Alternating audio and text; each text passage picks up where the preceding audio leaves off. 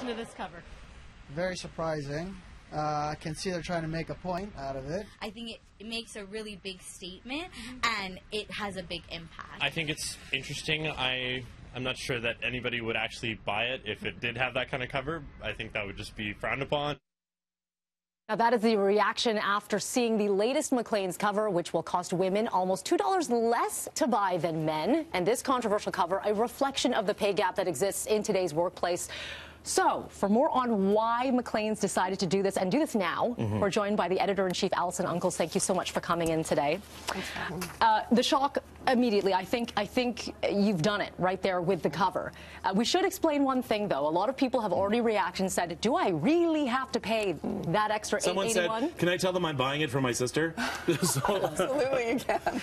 Yes. This is making a point. So I want to just, first of all, clear up. I mean, if a man wanted to pay $6.99, he can pay $6.99. Absolutely. But it's making a point. And if they do overpay, what are you doing with the money? If they overpay, the difference is being donated to Inspire charity, an Indigenous-led charity in Canada, and they'll donate the proceeds to a women's scholarship. Great. But there's a specific 26% difference between $6.99 and $8.81.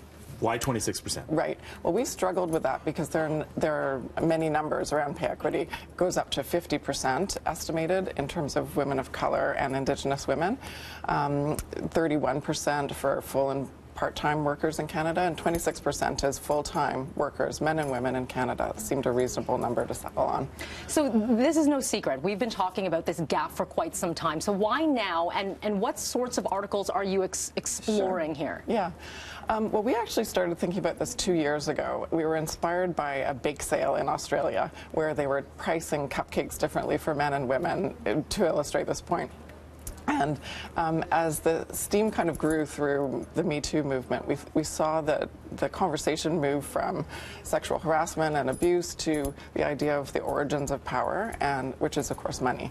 And then over the last few months, we've seen the story bubble in Iceland, legislation there, in Britain, a high-profile editor at the BBC resigning because she was paid substantially less than her male colleagues. In Hollywood, of course, it's exploded. So this seemed the perfect time to really introduce the conversation to Canada.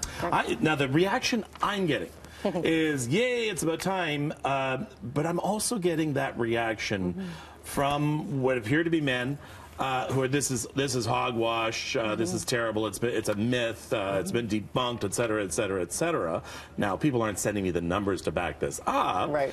But the reaction that you're expecting, maybe something you've already gotten, is it similar? Right. Well, we've just released this morning, so we're only beginning to see the reaction. That's absolutely one piece of the reaction we expected to see.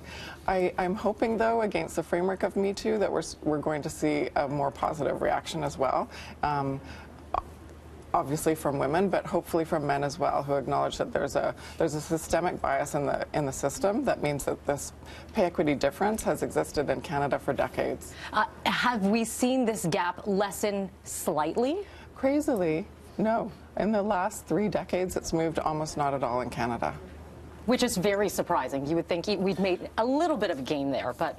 I think we're discovering, it's 2018, and we're discovering that racism is still rampant, and that white supremacy is still rampant, and that pay, gender, the wage gap is still rampant. It is still there. In fact, in MarketWatch.com, they just today published an article about.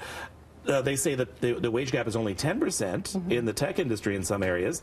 However, there are far fewer women in executive positions to get that pay, 84 to 88%. Right.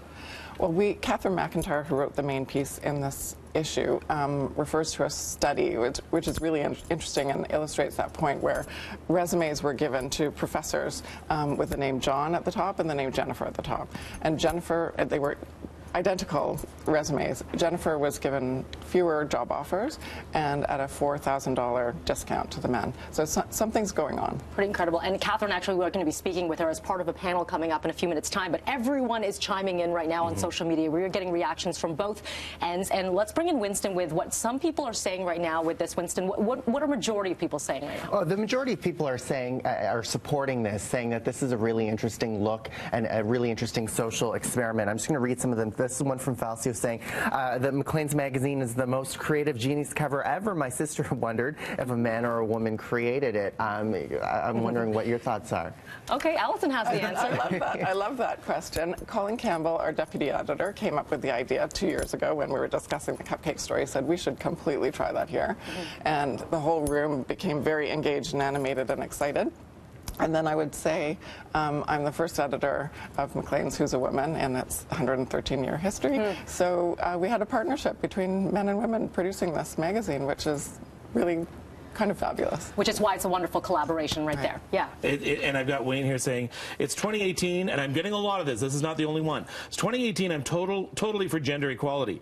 If you have the skills and experience, I feel you should be paid accordingly. Just saying I don't feel that it's 26%. So, and I'm getting a lot of that saying, listen, maybe, you just don't have the experience or the abilities that some men do.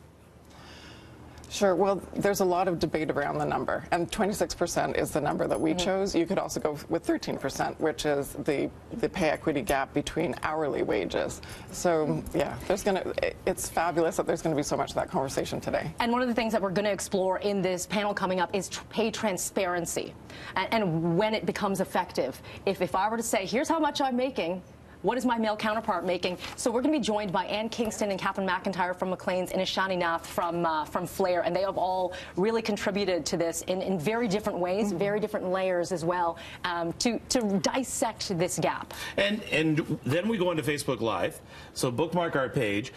All opinions are welcome. You may disagree with that. It's okay. That's what conversation is about. Just do it with respect. Do it with facts, and we'll do that. One person here who is saying, what about vehicle insurance? Women have always gotten lower rates than men, so maybe it evens out. But then you could argue, well, what about buying a shirt? If you buy a shirt at a store for a man, it can be $19. The exact same shirt, just the buttons on the other side, can be $60. So we can talk forever. We can talk forever on how it may balance out. But so we have more of this conversation still to come. Alison, thank you so much. By the way, this issue hits newsstands probably in the next coming days, depending on where you're buying it. But make sure to go to macleans.ca for more. And our panel discussion starts at 7:40. You're going to want to join for that as well on our Facebook page. We'll be right back.